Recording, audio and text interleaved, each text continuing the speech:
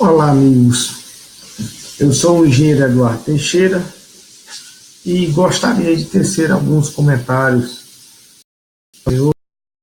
a respeito dos honorários técnicos e das formas como são contratados os peritos e assistentes, os peritos técnicos para auxiliarem os magistrados nas suas tomadas de decisão.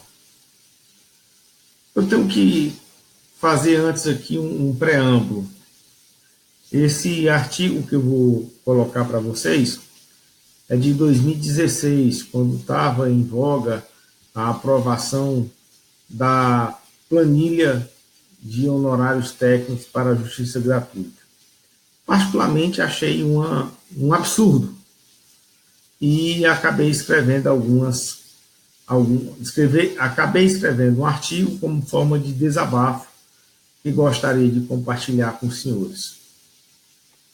Prezados colegas e amigos, eis um assunto que a sociedade deve estar atenta, além da notoriedade das informações da Operação Lava Jato, porque é dele que dependeremos do nosso aporte financeiro, nosso sustento e a garantia dos bons serviços de engenharia.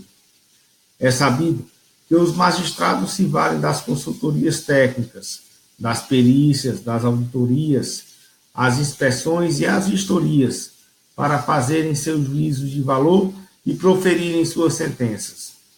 Isso é comum em assunto contábil e financeiro, em assunto de natureza médica e de caráter social. Mas em motivações técnicas, este assunto ainda é uma grande incógnita, em parte pela complexidade das questões de engenharia e arquitetura, em outra pelo componente cultural de que se extrai a premissa de todos sabemos um pouco de engenharia, ou a pior situação, achamos que sabemos. Muitos de nós, técnicos, não reconhecemos nossas próprias limitações, e por não delimitarmos isso, os magistrados, que não têm a obrigação de entenderem as nuances técnicas, também não conhecem nossas limitações.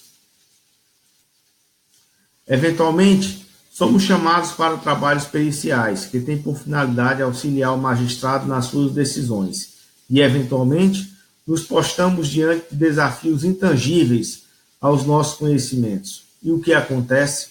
Na maioria das vezes, nos aventuramos. E o que acontece? Na maioria das vezes, nos equivocamos, tornando o fato pior do que já era. Ao longo da minha atividade profissional, sempre trabalhei como assistente técnico e muito pouco como perito do juízo.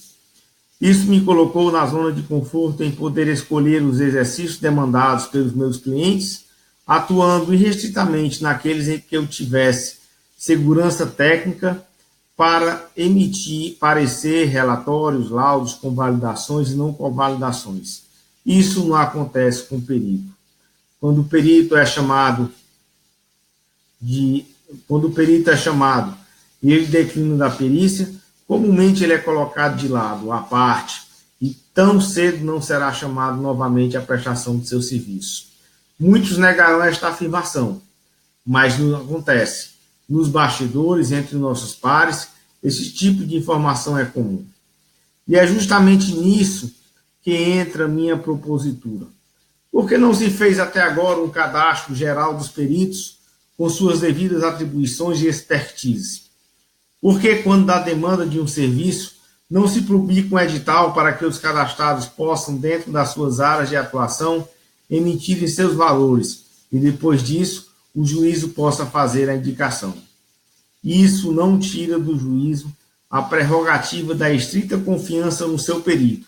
Esta regra, em virtude do cadastro, não seria suprimida.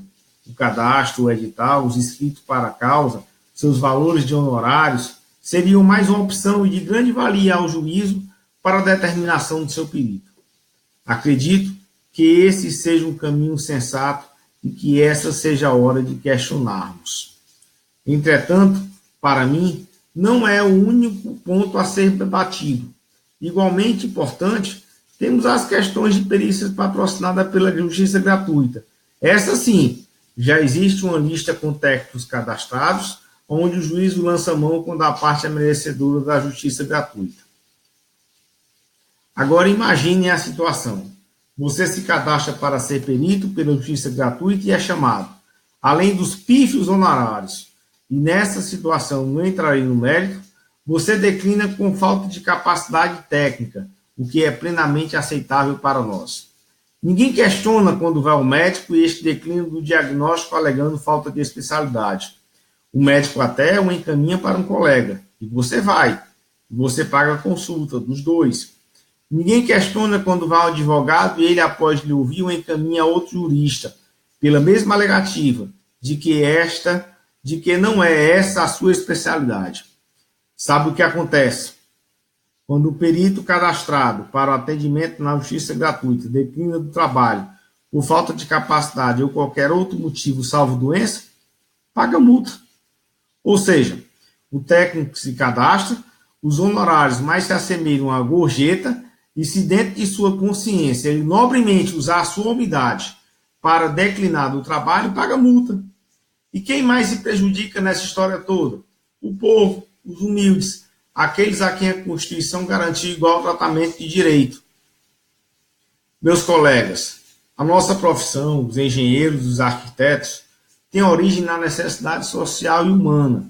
Se nós precisamos da humanidade, da sociedade, ela simplesmente não existe sem nossa profissão, o que nos traz agora um grande paradoxo. Quem cuida do cuidador? Quais estruturas de trabalho nos são ofertadas para que construamos todas as lides debaixo do sol?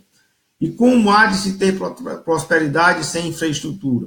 Como há de se ter prosperidade sem manutenção, reforma e atualização da infraestrutura?